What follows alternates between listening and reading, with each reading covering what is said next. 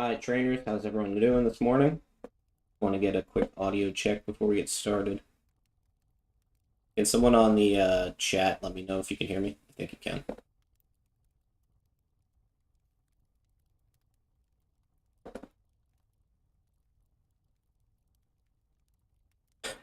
Mitch is already getting banned. That's always quality. All right. So welcome back. We haven't had a dev fireside chat in a while. We're gonna actually start making these a recurring thing, so they'll be happening hopefully once a month. We've got obviously a jam-packed session today. Lots of great questions that came in from the trainers. And obviously I got cut off on the Kryptomon show, so I'm ready to really unload some spoilers and things for all of you guys that have joined me this morning. Got 35 viewers. It's a decent amount for a Saturday morning. I think most of the West Coast is still sleeping. All right, so why don't we hop right into it? So we had a bunch of questions that came in, and I wanted to talk a little bit about the armor and crafting system. So for those of you who were paying attention, our NFT items contract and crafting system went live this week. So it's one of the first I think I've seen for on-chain crafting. It's heavily based on your typical RPG crafting system. You have blueprints with materials, and then you can go and essentially turn one NFT into something else. So you probably saw that with the caring power-ups. So we launched those this week. And I think the next sort of major item that we're going to be adding to the crafting system and contract is armor, which I think a lot of people had some questions about. So I think we'll end up starting there. 1 second. All right. So let's take a quick swing back to some stuff we've covered before. We covered armor previously, but let me just bring up it. All right. So where's our armors? Perfect. So I shared a screenshot previously with what we were calling the equipment manager for Kryptomon at that point. However, we've made some updates to it. As we started digging into things, we realized that there was an opportunity to really bring some cool, unique features to the game. So previously, I think you'd seen the screen, and we had only 4 slots. So we previously only had head, chest, back, and feet. We have since added 4 slots, which you can see on the right-hand side. So as of right now, there'll be a total of 8 slots for Kryptomon equipment. The future 4 slots are to be announced. Hold on. How about now? Thanks for the heads up. Let me know if you can see it now. There we go. All right. So as I was saying, the previous equipment manager and equipment design was really focused around 4 slots. For those of you who have played some of my favorite games, you'll recognize sort of this general design. We've got 8 slots now. The first 4 will be available as part of Story Challenge. We do actually have a 5th slot that will be announced in an upcoming Fireside Chat, most likely, so stay tuned for that. And then 3 future slots to expand on the concept of the game. In general, the 4 main slots for your Kryptomon armor will be your head, neck, back, and feet. The other 4 slots are going to be almost like accessories, things that do not sort of reflect on the Kryptomon, so you won't necessarily see them on the Kryptomon. Maybe you'll see one, but they'll have sort of unique effects. So the bulk of your stats on armor will come from these 4 main slots. I think I've covered this before, but the equipment gives a number of stat increases. So there's physical attack, elemental attack, health points, and defense. And it's important to note that those stats are battle stats. So I know there's been a bunch of questions on the Discord and Telegram about how this is all going to balance out. The stats themselves do not impact genes. So the stats are basically added to the attack that you already get from your attack stat. The reason why that's important is that as your Kryptomon, as we add levels or add things to scale, the armor will remain balanced, and so we'll be able to add additional armor. and add some additional things to the game, so that way there's this feeling of progression as you go. It also makes a huge difference from a balancing perspective. So, for example, at the top tier Kryptomon, you're looking at about a 20% stat increase when you have a full set of the diamond armor, which we'll talk about in a second. But that 20% for the top tier Kryptomon, actually, when you have a slightly lower tier Kryptomon that have a little bit of a weaker stat, that actually becomes closer to like 50%, 40%, somewhere in that range. So it gives some of the weaker Kryptomon the ability to kind of close the gap stat wise. Obviously, the top tier Kryptomons still get the boost over the normal whatever 100% they would be getting. But it's just basically a way to help improve the balance of the game. So armor is going to be pretty important. Obviously, it's the main mechanic in story challenge. So in terms of sort of how this ends up working, I know there are a lot of questions about like how we're going to get armor. So the story challenge design is basically, we've talked about this before, so I won't go into it too much. But there's a bunch of stages that you play daily. You earn stars based on objectives, and then you have a reward bar at the top, your prize bar. In the earlier stages, the first few stories, armor scraps are not available. It's really focused around helping new players get on board. But once you finish those, armor stats become one of the rewards daily from this prize bar. So if you get a max, say, 27 stars for the day, once you get past, I think, story challenge 2, so in 3 you'll start getting armor scraps. You might even get them in 2 also. And so that's when you start earning those armor scraps. And for those of you who have done anything with the crafting, the armor scraps are material similar to the token boosts. So in terms of sort of how the crafting ends up working, you're going to earn these armor scraps as part of story challenge. And then you will use our crafting system on chain to essentially increase the level of your armor as you go.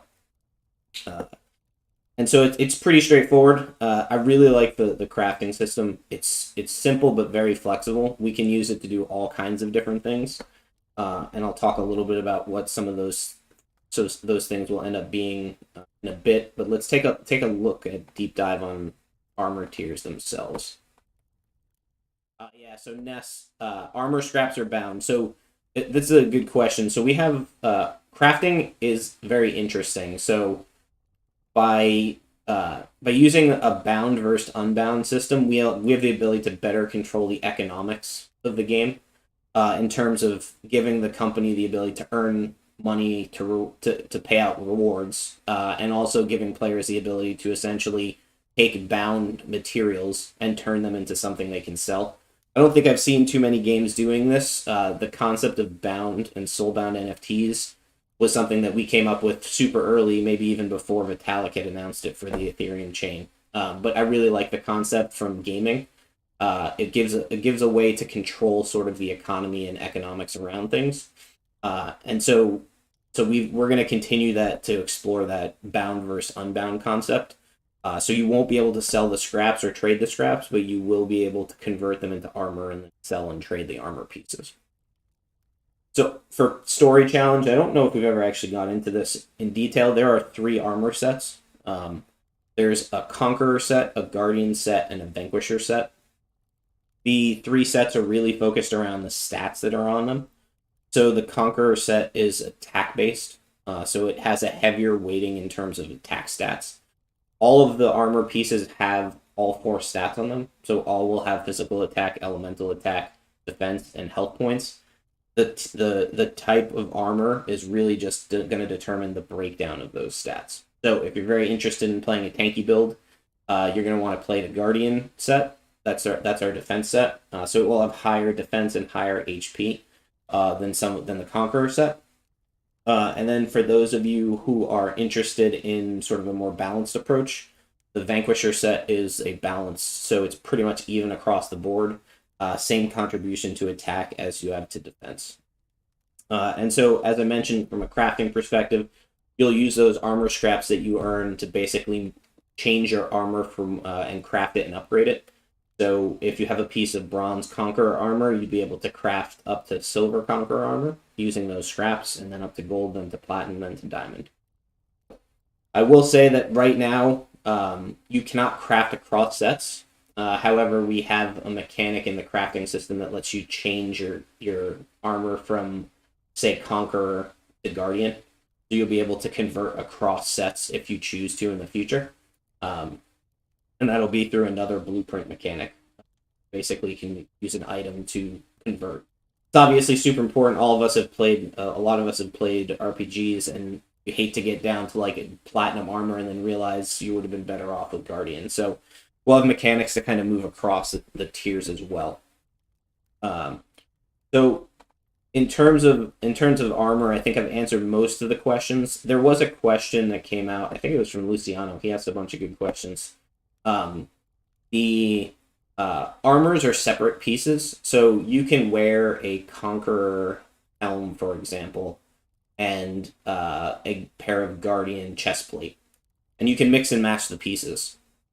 The other part of his question was whether or not there will be elemental components to these in the future.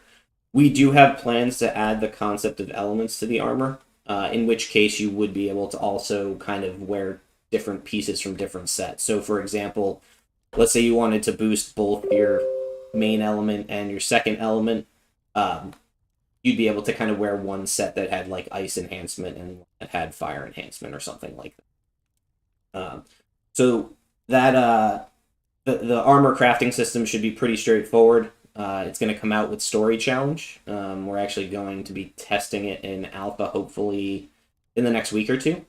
So it'll be in the tester squad hands to kind of kick the tires and make sure it's working as we start prepping to kind of move forward with the Story Challenge release. Also, while we're on the topic of crafting and NFTs, there are a couple of really good questions that came in. Specifically, one from Just Jiglio. I don't know what platform that was. It might have been Discord. But he asked, basically said, Kryptomon is a video game that uses blockchain, NFTs, and cryptocurrency. For the casual gamer who is unfamiliar with this world, does not have a wallet, how do we make this easier? The mobile app is not enough, as it is necessary to link MetaMask or Trust Wallet with BNB. So this is obviously something that's super important to us,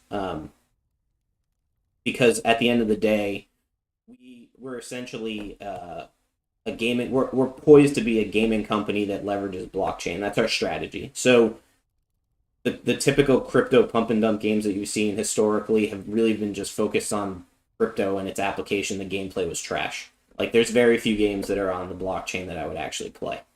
And so our focus has really been to build a AAA game that everyone would want to play. But then we still have to kind of address what this sort of key issue is at the end of the day, which is we don't necessarily have that coming on to the blockchain it can be complicated for new users, and so we've been doing a lot of work in this area. Obviously, we have been engaged with a bunch of tech companies that are doing stuff to help make onboarding external wallets easier. So we have some enhancements coming to that in the future, where it'll make it easier to connect your MetaMask or other wallets. However, I'm going to spoil a huge change. We are actually in the process of creating an in-game wallet. I'm not going to announce who the partnership will be through, but we are actually building the ability for new players to come on board and not have to know anything about crypto. So they will basically go into the game. They will say whether they have an internal or an external wallet, if they have an external wallet, or whether they'd like an in-game wallet. If they would like an in-game wallet, all they have to do is basically click a link in their email. It creates the wallet and it attaches it to their account. And then they don't need to know anything about crypto whatsoever. They obviously get all the benefits of being on the blockchain. But this is one of the huge things that we've been working on to really focus on how do we onboard the next 100,000 Web2 players. Because at the end of the day, the crypto space, there's not a ton of gamers, obviously, but there's a $10 trillion market of mobile game players that we're looking at. So that's been something we've been working on the side that we haven't really announced, but we are moving forward with it. The nice thing about it is you also, when you sign transactions, you use the same mechanic to verify yourself. So you can use email-based link signing, and it'll be good for a certain period of session during your game play. Or we're working also on implementing their SMS feature, so you'd be able to get a text message like you would with every other system. And that's really a huge thing for us because we're really looking at how do you reduce the friction of players to come in, and a lot of people in the crypto space are concerned about like how do you reduce that friction? Everyone's concerned crypto is a little taboo. So we are working through that. And then obviously that in-game wallet will also be integrated with our marketplace. So someone had asked like, how do we go about selling NFTs and when are the item contract NFTs going to be sellable? We're working on an update for the marketplace. It'll be coming out hopefully this month. That allows you to sell those NFT items that are not bound to other players, and that wallet will essentially allow you to connect to the marketplace and sell your items there too. Digity, I think you had asked, can you connect both an in-game wallet and a MetaMask wallet? We're still working through the mechanics of this. The hard part is we need to know where to send rewards. So this is something that's on our list of things that we're looking at. You'll probably have to pick a primary wallet, but there is also a very cool feature of the provider that we're looking at. You can actually export your in-game wallet key to MetaMask. So if you wanted to use an in-game wallet, you could export the key to MetaMask and then use MetaMask in other places. So it's a pretty cool feature, super easy to use. It helps us kind of take the Web 2 players and get them more involved in crypto over time.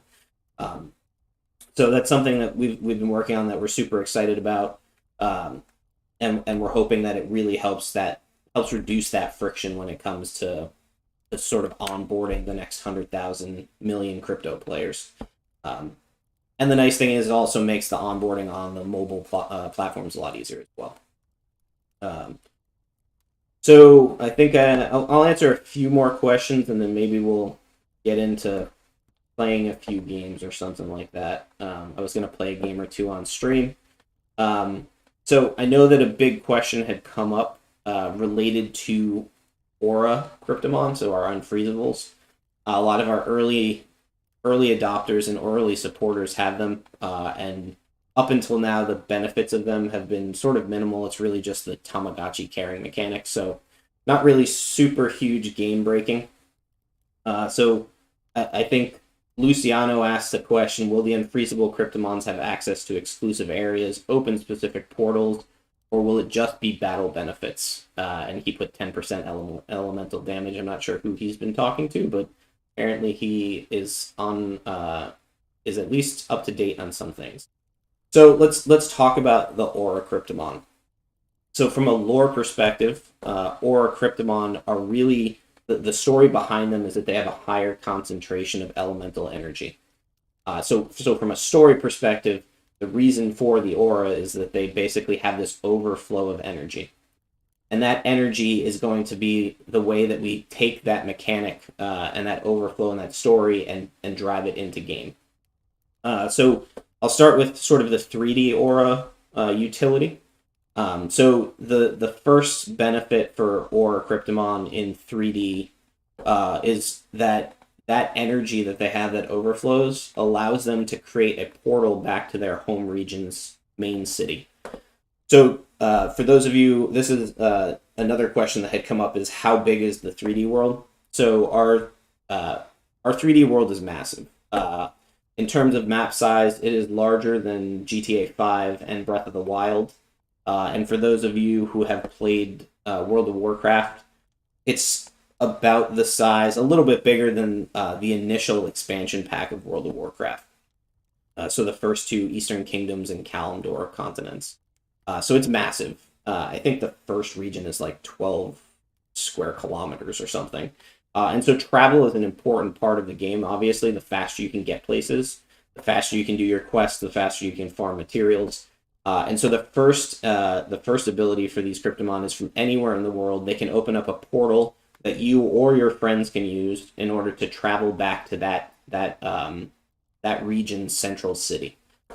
So you guys probably saw in the teaser that we launched on the Kryptomon show that big green portal at the base of the tree. That tree is actually the central city of the grass region. And that portal is basically where grass Kryptomon will be able to teleport to from anywhere in the world. And so we thought travel tends to be something that's super overlooked from a mechanics perspective, and it's actually a huge time saving to be able to kind of do those types of things. And being able to help your friends and things like that. I don't know about you, but there were times in other games where, especially like World of Warcraft, they used to sell portals. When you could create a portal, you could basically microtransaction your way to earn some money. So it'll be interesting to kind of see how this plays out. The second benefit, which I actually think is more important, is the concept. We have this concept called energy essence. So in 3D, the crafting system uses a base material called energy essence. And that energy is basically energy that's overflowing from the regional map. So around the map, you'll find these things called energy vortexes. And I don't know if I don't think I have anything to show on the vortexes, but if you've ever played another game, it's kind of like mining or gathering. It's a gathering skill. And so the Aura Kryptomon, by nature of the fact that they have this ability to channel excess energy, will actually be able to gather more raw materials for crafting. So when you have an Aura Kryptomon that's out, that is the same element as the vortex that you're trying to gather from, you'll right now it's set at double the amount of resources, but we're still working obviously on balancing, so all that stuff is subject to change. But the idea is that you'll be able to essentially gather more materials in order to craft stuff to sell stuff. So it has a pretty big, for any of you who have played like another game with gathering or crafting, it becomes a big deal because those resources are very heavily sought after. So that's one of the other 3D mechanics utility for the auras. The last one is a little more in flux. So we have been talking about a battle benefit for the auras, as Luciano mentioned. We don't have a percentage amount yet. It obviously is not meant to be game breaking. The idea is that as of right now, a lot of the Aura Kryptomon are early gen, and their stats are lower than the Kryptomon that have been bred. And so the idea here is we may increase a small amount of their main elemental damage based on the fact that they have this excess energy. We're still working through the mechanics on balancing it. But it will. The idea is that it's not going to be a game-breaking mechanic. It's just basically a small increase. Even like something like 5 or 10% is really only like 4 stat points, 3 stat points. So it's not a huge game-breaking mechanic. But the idea is that I know that a lot of the Aura Kryptomon holders have been a little bit concerned with their benefits and what they're going to be, how good they're going to be. So those are some of the things we're looking to explore. There's also another question, I think, from Perry1717 about utility for low-gen Kryptomon in general. A lot of those auras are low-gen. A fair chunk of the low-gens are auras, so they'll get some benefit from that. We are also looking at some breeding mechanics changes, which I've mentioned on Telegram, but I don't think they've been publicly announced. We are looking to potentially increase the minimum positive mutation for Kryptomon. So right now, the lower gen Kryptomon do not get the benefits of having the ability to increase stats on their children very high. So if you look at a Gen 0, the Gen 0 gets basically 0 negative mutation and 5% positive mutation. And so the concept here is we might increase that general positive mutation. The number we're looking at right now is about 10%, up from 5%, but we're still sort of looking through the numbers and making a decision on that shortly. So, Perry, hopefully that answers some of your question about the low-gen Kryptomon benefit along with the aura. So let's see. Why don't we take a quick break, and if there's any questions, I'll answer them while I get set up to see if I can play some games. Hopefully this works out. For those of you that have been in the beta, in the Trainers Club beta, obviously we have some challenges with our matchmaking system. There were a couple of questions about that. The matchmaking system is under development for a major overhaul.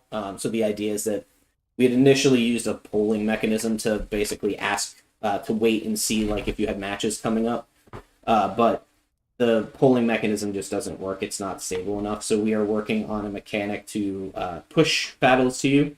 It'll be more real time, and the same feature will be used for PvP, Battle League, and Tournament. Do you plan an armor bundle sale in the future? So this is an interesting challenge. So we're trying to keep a balance between a pay-to-win game and a non-pay-to-win game. I'm not a huge fan of pay-to-win games where you just, like, no matter, like, if you have more money than someone, you're better than them. I'm a big fan of skill-based games. They work better for esports. Obviously, there has to be some mechanics where some things are worth more, especially since we have NFTs and things like that. We will most likely drop an armor bundle, but it will not be sort of the same mechanic that we did with the caring power-ups. The caring power-ups obviously are not they don't affect the battle. So if we were to drop like an armor-based bundle, we likely wouldn't give out diamond armor or things like that, because they're meant to be sort of something that you earn from gameplay, and we want to kind of keep that value up, and it would also obviously unbalance some of the gaming mechanics. So we do plan on having an armor bundle at some point. Most likely it'll be scrap sales and things like that. But it will be something that's very limited and not something that you can just basically buy a diamond set of armor for $1,000 or something like that. So the idea is that we're trying to create like a strong, solid economy where things are fair, but people are also compensated for their ability to play the game and having better Kryptomon or better armor and things like that. So let me just see who's online. I guess Devin is online. Hopefully he's around. Devin, if you're in the chat, say something. Devin really wanted to play. So we're going to try and play a match with Devin. See how it goes. Mitch is on too. We can play one with Mitch after that. So I'm going to challenge Devin and hope that he is online and paying attention. Oh, for those of you who haven't seen that are not part of the Trainers Club, this is basically the mechanic for how Challenge of Friends work. You can click the shield, and essentially a request goes out to play against another player. And then assuming they actually accept it, then we should be able to kind of move it forward. And let's see if Devin's on. Hopefully he is. Let's see. Any other questions on the stream while we're waiting for Devin to accept? Mitch, you can hop on too if you want, just in case Devin's not around. So I covered the auras and the utility. Let's see. I covered how big the world is. I guess while we're waiting for this, also it looks like there was a question about, I think it was from Long VT 2000. There's a question about whether or not the 3D version is going to be the same battle mechanics. So our current game system is the turn-based battle. And what we were really looking to do is to kind of keep that nostalgia from your old turn-based games, Pokemon games, Final Fantasy, things like that, and bring sort of an RPG element to it. And so that really has given us a pretty cool system, in my opinion, where you have sort of these RPG elements and a turn-based mechanic. We are going to continue to explore that in the future as well. And so we will have turn-based battle in the 3D world.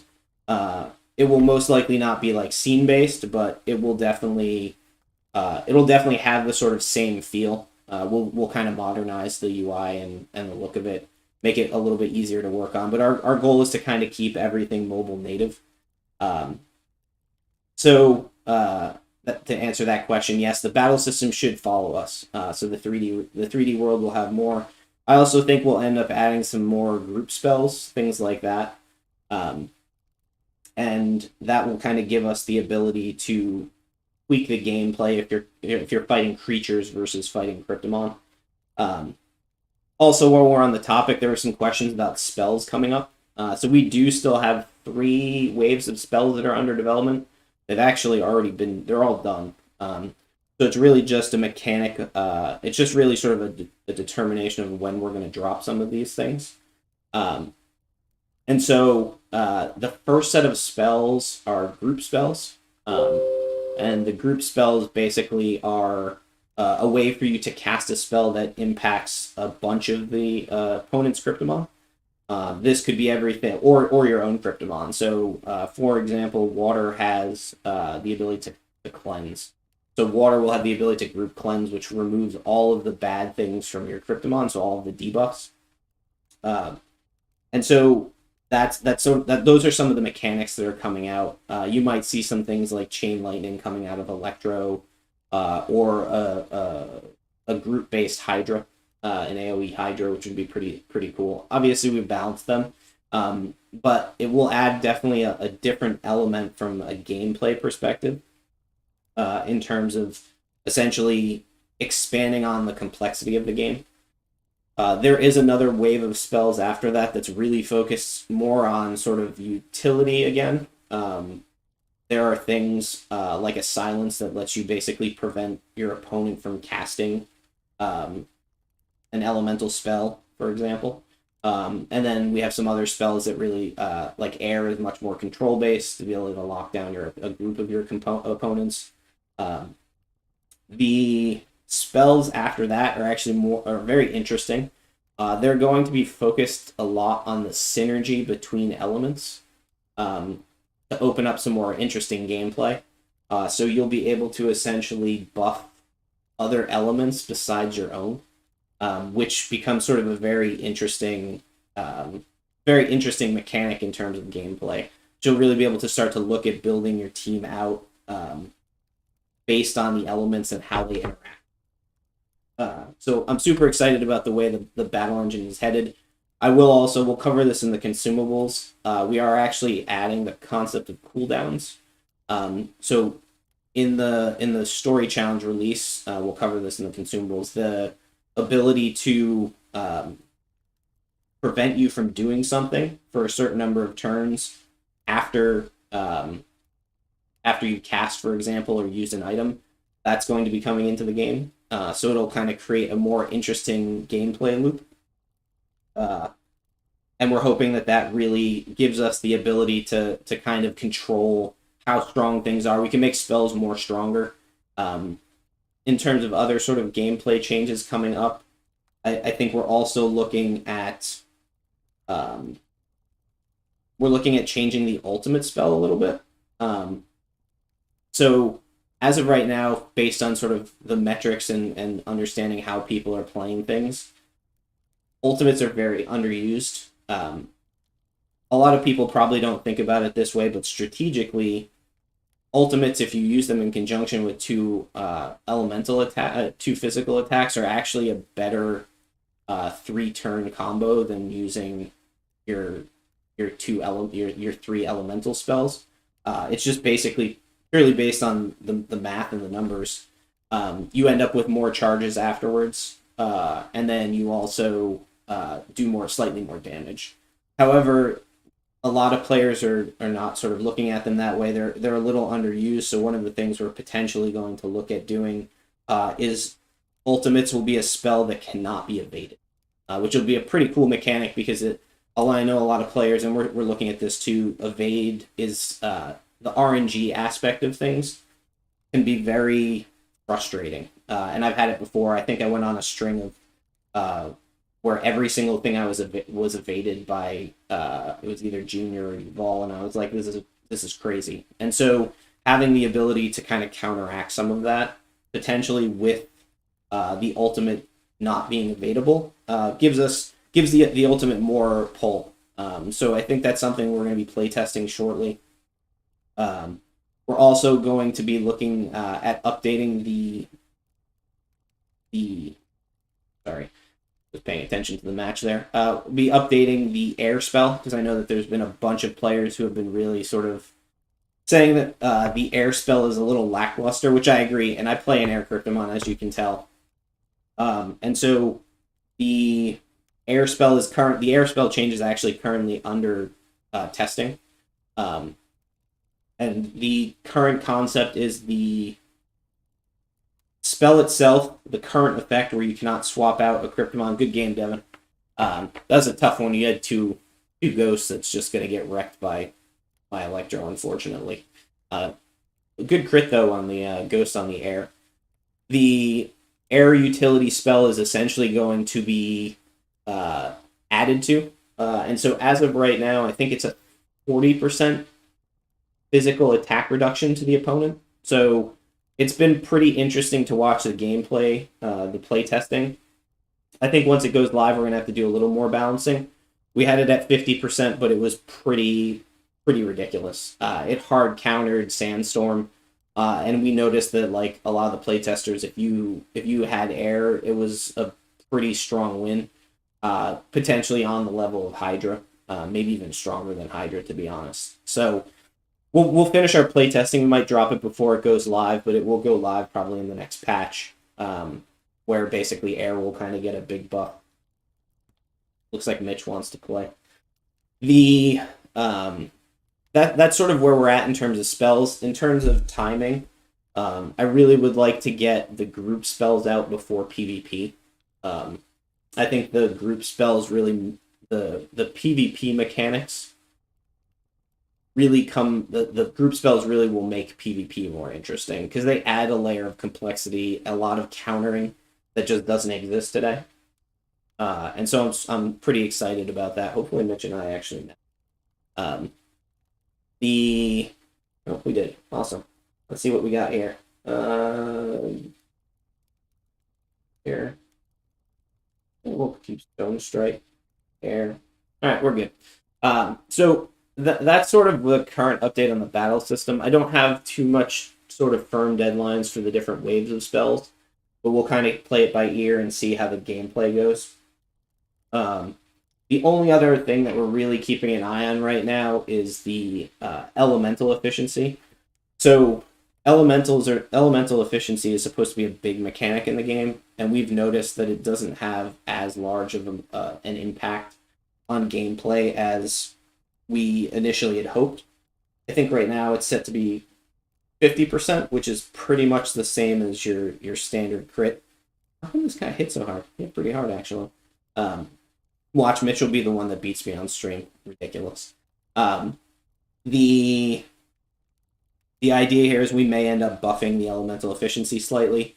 The hardest part is that the buffed elemental efficiency crits are like gigantic. So like that's weird. That's really where like you could potentially one-shot a Kryptomon.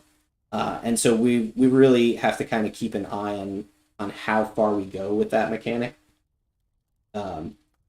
I think it's something, obviously, like I said, we'll keep in mind, and sort of see how it comes out.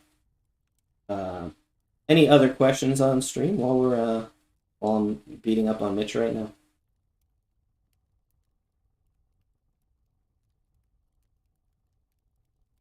All right, let me just check to see what else I have. So questions. We covered how big the world was. 3D world. I guess in terms of other things, cosmetics keep coming up. So one of the things we are actually looking at right now, as you probably saw, is the equipment manager, but we also have the concept of clothing for your trainer. So it's going to be a little sort of rudimentary in 2D. So in 2D, you're going to really probably only be able to pick between a couple of human models. And then you'll be able to buy cosmetics or earn them or earn items that basically do different things in game. The idea here is that we want to be able to release things that players find interesting, that they can either buy or win, that don't have a major impact. Like, you shouldn't have to have every single thing in game. Dude's hitting me with ghosts. That's just rude. What are you doing here? Mitch is bringing next level strat right there with the strong ghost secondary. The like I was mentioning, the idea is that we'll start to add more to the game. The NFT items contract allows us to do this easily. We don't have to write any code to do it. I literally go to a console, type in exactly what I'm looking for in terms of items, and then we implement them in game, and then we can mint them. give them away, that type of stuff. So it really does open up the game to a lot of different mechanics, which is pretty cool. I know that there was a question about the 10K supporters badge being minted. We'll take a look at that. We may mint it. We are going to mint the Trainers Club badge for sure. So that'll definitely be something that comes out. That'll end up being the key in order to essentially get into the beta in the future. So right now it's really just you had the Trainers Club on your wallet, and we whitelist that wallet in order to get access to it. In the future, we're really going to sort of focus on using NFTs and things like that. So the Trainers Club badge will get you access to the beta. For those of you who didn't make it into the Trainers Club badge and feel like you're missing out on early gameplay, you will essentially be able to go and buy one on the marketplace because they will not be bound. You will be able to find people who do not want them and sell them. And so that'll be kind of a cool way to use our item contract. You and your Hydra Mitch. Really, you're worse than I think Moto. Both of you guys love your Hydra. Hydra will be an interesting one, especially when we drop the cleanse. A lot of with the group spells and group debuffs and all this other stuff, the cleanse becomes super powerful. I know people think that water is underpowered and that I'm kind of ignoring it, but I'm intentionally being extra careful about not over buffing water because of how strong it's going to be. Once you can take it, it's going to be the only class, the only element that can basically take away the debuffs and things like that. So it'll end up being pretty strong, and so that'll be something we'll also keep an eye on as well. I think we did buff it up to 4 turns. That was helpful too. Looks like this game is pretty much almost over. Good game, Mitch. So, question why some of my Kryptomons don't have 4th spell. Thanks, Soul Calibur, for answering that. Brings up the next topic that always comes up. When we start adding more spells, we will be adding in another spell slot. So you will end up having a 3rd elemental slot to pick from. So you'll be able to pick from any of your direct damage spells or any of your utility spells. And that will obviously also add complexity to the game, which is pretty cool. And we switch Kryptomons while we're in the wilds in the wilderness. So that mechanic, good game, Mitch. Let me switch back. I'm probably going to show some stuff, some infographic stuff. So good games, everyone. We'll keep, maybe I'll continue to do some, maybe I'll have time for 1 or 2 more. Switching Kryptomons is a mechanic we're still looking at. Obviously, with the world being so big, having to go back to like a stable and switch your Kryptomons is something that could be cumbersome. You will have at least 3 Kryptomon with you when you travel out in the world.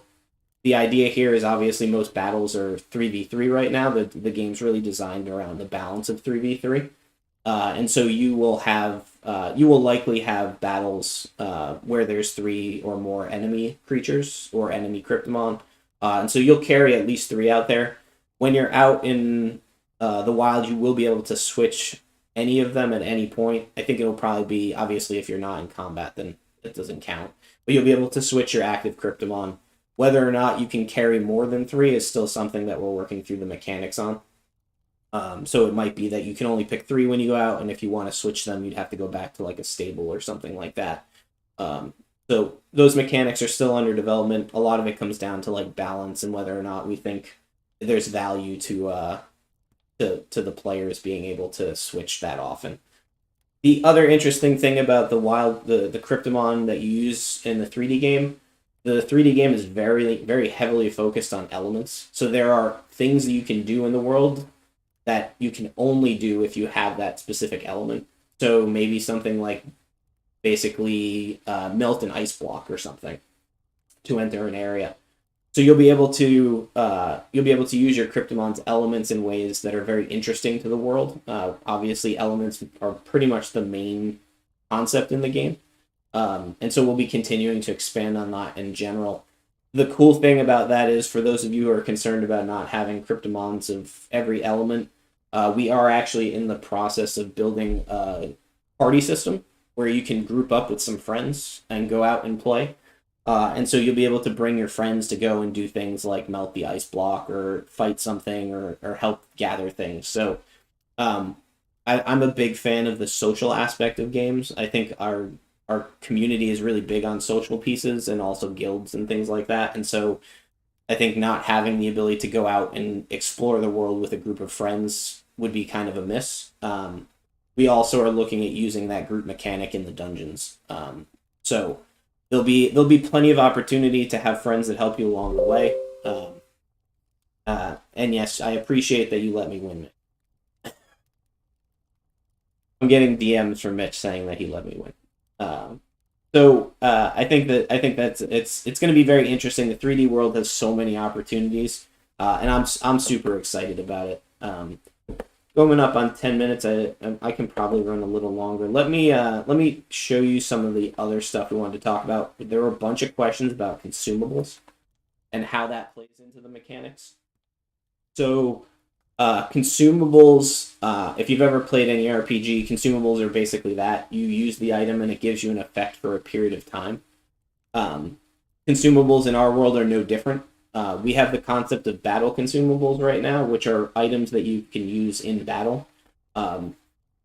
They allow you to do a bunch of different things. So you'll see here, right now there's 7 different types. You got your typical standard health potion. Each consumable right now comes in 3 tiers of rarity.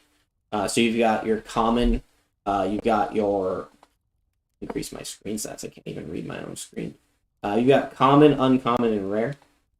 And so those will determine sort of how strong the effect is and also how likely you are to get them from wherever you're getting them. So I think we saw that story challenge reward bar. The reward bar will have what are now battle chests. So we've got story challenge battle chests. Those battle chests have consumables in them, and then depending on the tier of the battle chests will determine the drop rate of the items in it. So to get your rares, you're going to want to earn your gold battle chests, which will come obviously later in the story challenges and also require more stars to be gathered. So expect to have to earn those things, finish the objectives. I'm not a big fan, like I said, of pay to win. Consumables are one of those things that we'll likely have to sell to give players that just don't have the time, that want to have access to them, be able to get them. We'll also obviously you'll be able to farm them. So I've always a lot of times been a free to play player during my gaming career, and so I know the grind. But if you decide to grind consumables and not use them in story challenge and save them for PvP, that's entirely up to you. But the health potions restore your health. So they are similar to the grass heal. They give you the ability to increase, basically restore health. The elixirs of strength give you the ability to increase your raw attack genes for a period of time. So you can imagine that it would increase like your attack gene by 5 or something like this. The effect is cumulative and can go over 100. So if you have an attack stat, say of 100, and you use an elixir of strength, your stat will be over 100. So it could be 105, for example.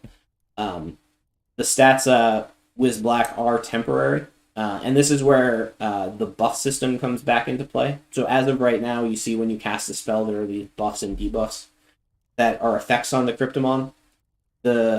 Some of the consumables give you an effect in a similar way. And so you might have an elixir of strength buff that lasts X number of turns. And so a lot of that stuff's currently being balanced, but the idea is it would be temporary in battle. And you would essentially only be able to use one a turn. So you can only use one a turn, and they are temporary for a certain period of turns. It became pretty apparent that we needed the ability to also balance how often you could use them, because otherwise players would just basically play one every turn.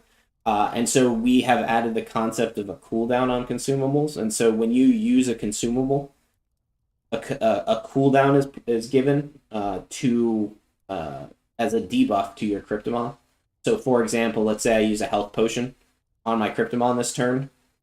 I will gain the health, but I might say get a banned consumable for that Kryptomon for 6 turns. In which case, you cannot use another consumable of any type on that Kryptomon for 6 turns. Some of these battle consumables are actually so strong that we had to essentially extend the mechanic, where if you use a consumable, for example, the elemental recharge potion. Elemental recharge potions are basically a potion that give you elemental charges. So right now I think it's 2, 4, and 6, or 1, 2, and 4 for each tier. I think it's maybe 1, 2, and 4. We're still working on balancing a lot of these. But basically when you use that elemental recharge potion, it's meant to kind of be like an oh crap button. And it will actually ban consumable use on your entire team for a certain number of turns. So this mechanic of banning either the individual Kryptomon or all your Kryptomon really gives us a lot of ability to add strategy.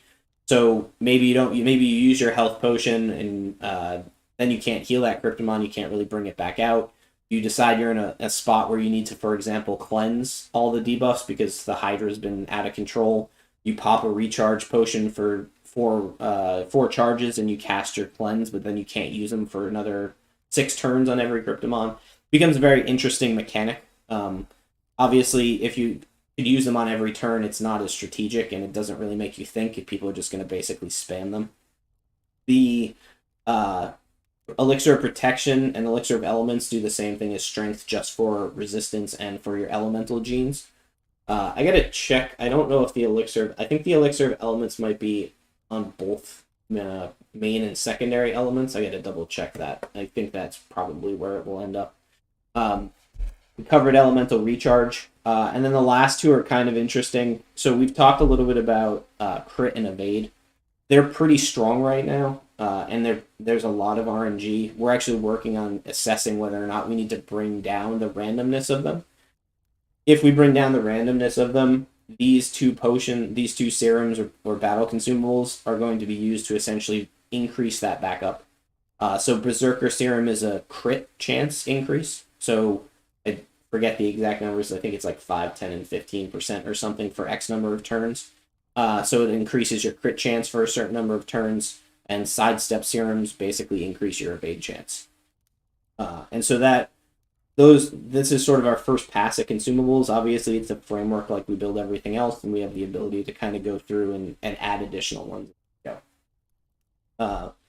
Those consumables, like I mentioned, will come from Story Challenge. You will also get consumables during Battle League, which is probably a good segue into me finishing up my discussion on how Battle League works, because there was a ton of questions on it. So we'll kind of transition over to the PvP, which everyone I think is really interested in. So after Story Challenge is done and delivered, we'll be working on delivering Battle League. We've already started on the design is pretty much set. We've already started development on the UI and the design of it from a UX perspective. We mentioned on the Kryptomon show that it is a ladder system. So you basically fight through tiers to increase your the league and the tier that you're in. So you start in Stone 5, work your way up to Stone 1, and then from Stone 1 you'd be promoted up to Bronze 5.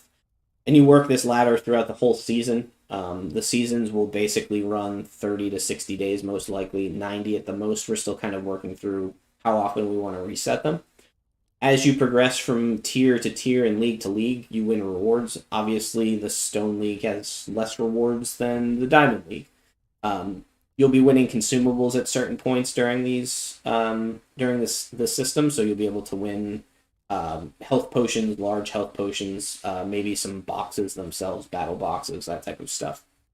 The other piece that comes into play here is armor scraps. So there are dedicated PvP armor scraps. So there's a set called Gladiator, and the Gladiator set works similar to the other sets, except that it has 2 new stats on it: PvP Strength and PvP Fortitude. Those stats are only valid in PvP. They don't work in the armor. The main stats on the armor work in in Story Challenge and Practice Mode, but the PvP stats do not. And so PvP Strength and PvP Fortitude essentially will give the player an increase in damage against other players, as well as a decrease in damage taken across the board. And so they'll be used by us to essentially slow down play between players, kind of make things sort of more focused on PvP.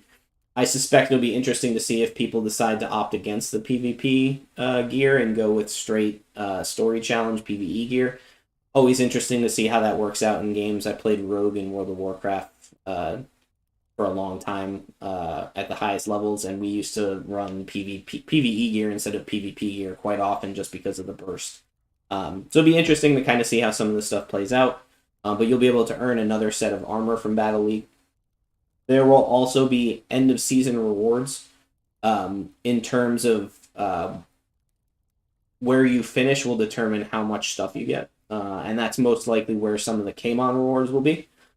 We may end up making Kmon during the ladder system, but I suspect it might be more based on the end-of-season rewards. The end-of-season rewards will also have the ability to obviously give you armor scraps. You might even earn other accessories, potentially, that you can use in your Kryptomon for PvP-specific mechanics. We are exploring the ability to have like pieces of gear give you a new spell, so that might be something cool that we take a look at. You can imagine some sort of PvP spell that you could pick from a PvP trinket or talisman or something like that, which would be pretty cool. And then obviously we're also gonna have sort of end of like league-based potions that you can use that will kind of they'll be pretty strong in PvP. They'll have an aggregate of stats, so instead of just giving like attack and attack, defense, or elements, they might give you a bunch of different stats. So we'll kind of play around with some of that stuff as we flush out the system.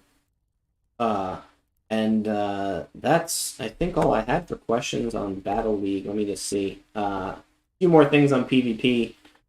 Dragon Slayer had asked if we would track wins and losses, so that way we can see different trainer stats. We will have a global ladder, world ranking ladder, where you can see where you are at ranking wise in the various leagues. You'll be sorted by points in the league, so you have to win 100 points in a league to move up. So you'll be sorted based on that and based on how fast you got to that point. We are also probably going to track win-loss ratio per season. So you'll be able to kind of see how well a player has done in a given season. Are they 100-0 and won every game, or are they more of a grinder and had to play a lot of games to get where they were at? In terms of matchups and rankings, the way that the battle system currently is designed, you are matched based on your league and your tier. So if you're in Stone 3, for example, you may get matched up with anyone in Stone 5 through Stone 1, potentially up to Bronze. If you're up, for example, maybe you're Bronze 1, you're going to potentially get opponents that are in Stone, Bronze 2 or 3, potentially, and then up in the Silver and the Silver 4 and 5. So you're really going to be playing around people with your current standings. Obviously, the rewards are better the higher you go, so no one's going to really just sit there and beat on people. And if you are, then have at it, but you're still going to not win as much. We also do have an interesting mechanic behind the scenes. We're going to be tracking something called MMR, which I think he actually mentioned, matchmaking rating. We're going to track it potentially to use in other places, so that way we can get a gauge of how strong of a trainer you are. It won't be published as of right now, but it'll be something that we track from an analytics perspective that we could potentially use in the future for certain things. I think also it was mentioned on the Kryptomon show that you'll have the opportunity, once tournaments come out, to potentially win free tournament entries during Battle League. So maybe as part of your end-of-season rewards, you'll get an entry ticket into a tournament for free or something like that. And that'll sort of help with there's a bunch of questions about rewards. Obviously, we're trying to create a balanced economy that can sustain long-term growth. And so in order to do that, we have to increase revenues. We have to kind of sell more things and give players the opportunity to buy the things that they're looking for. And obviously, we feed that back out to the players in terms of rewards so that they can buy things in the game. Tournaments will be an opportunity for you to basically enter a tournament, and there's unlimited potential in earning. So you can play as many tournaments as you want. As long as you pay the entry fee and you win, you can make more money. So we'll potentially kind of add some of those tournament tickets to the Battle League rewards when we get there as well. So that's sort of Battle League at its finest. Let's see. I don't think there are any other questions on Battle League. I covered a little bit about rewards. Covered all of the cosmetic stuff. There was one other question on rewards, not really sort of related to this, but how rewards will work in 3D. Obviously, we're still working on the Kryptomon world design, but with any MMO, the opportunity to like go out and farm stuff and craft stuff and sell materials, that stuff.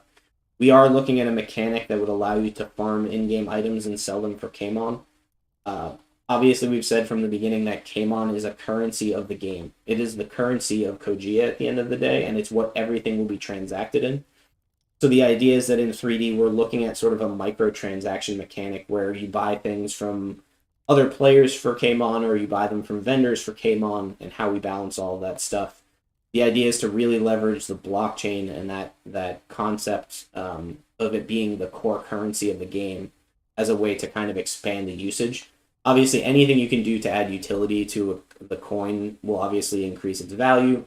So that we're really looking at sort of bringing in more players and helping that will help with the reward gains.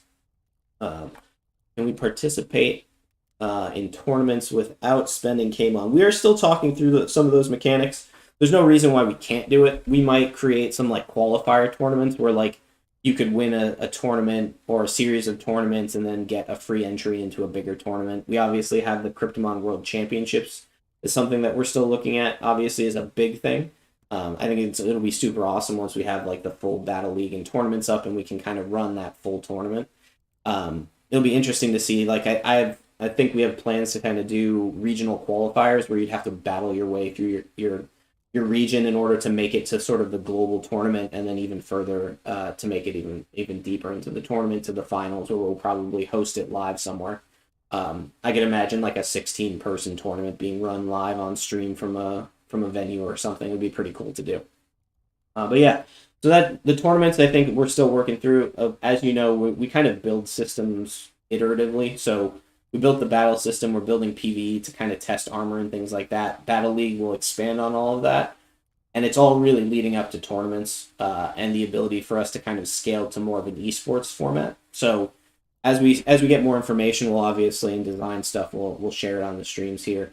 But yeah, so that was, I think, everything that we had for the Dev Fireside Chat. I hope you guys enjoyed it today. And like I said, we'll be doing these more often, so that way we can kind of see how things are going. Let me just double check the chat to see if there's any. I don't think there were any other questions that we missed. Obviously, you can save your questions for the next one, or ask them on Telegram. I tend to feel the need to explain things on there, so you can always find me over on our socials. All right, trainers. Well, I appreciate the time this morning. Thanks for the games, Mitch and Devin. Hopefully, we'll do some more. Maybe I'll do just a pure stream one day and just have everyone challenge me at will, and we'll see how things turn out.